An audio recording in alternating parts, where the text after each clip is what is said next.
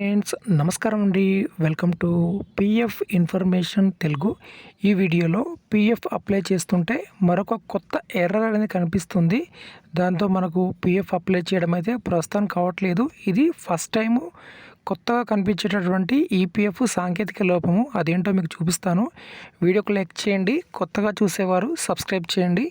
అలానే మీలో ఎవరికైనా పిఎఫ్ విత్డ్రాల్ కావాలంటే నా యొక్క వాట్సాప్ నంబరు ఈ వీడియో కింద ఉంటుంది. అక్కడ నుంచి మీరు కాంటాక్ట్ అయ్యి పిఎఫ్ విత్డ్రాల్ అనేది చేసేదానికి అవకాశం అయితే ఉంటుంది. సో ఇక్కడ EPF member home page open చేశాను.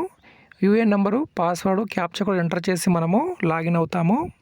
ఓకే ఫ్రెండ్స్, ఇప్పుడు నేను పిఎఫ్ అకౌంట్లోకి లాగిన్ అయ్యాను. లాగిన్ అయిన తర్వాత ఇక్కడ మనం చూసినట్లయితే కొందరికి పిఎఫ్ ఫామ్ 19 అప్లై చేస్తున్నప్పుడు ఆ పిఎఫ్ అప్లై అవుతుంది.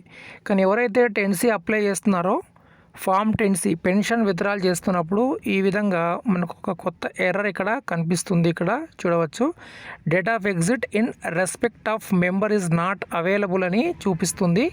ఇది సాంకేతిక లోపము. ఇక్కడ మీరు చూసినట్లయితే date of joining and date of exit రెండు కూడా ఉన్నాయి. అలానే ఇక్కడ సర్వీస్ కూడా మనకు 4 years దగ్గర సర్వీస్ అయితే ఉంది. కొందరికి ఏంటంటే 6 months కంటే తక్కువ సర్వీస్ ఉన్నా కూడా ఇప్పుడు పెన్షన్ విత్డ్రా చేసుకునే దానికి ఆప్షన్ అయితే వచ్చింది.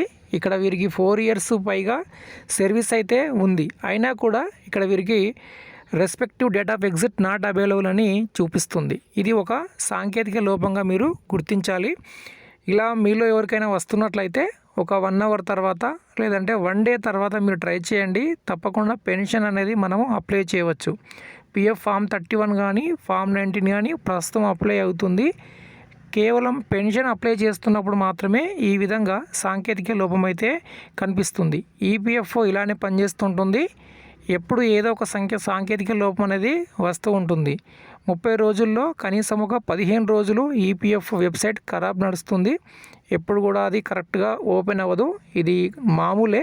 కొత్తగా ఎవరైనా చూస్తున్నట్లయితే వారి కోసం చెప్తున్నాను. అలానే వీడియోకు లైక్ చేయండి.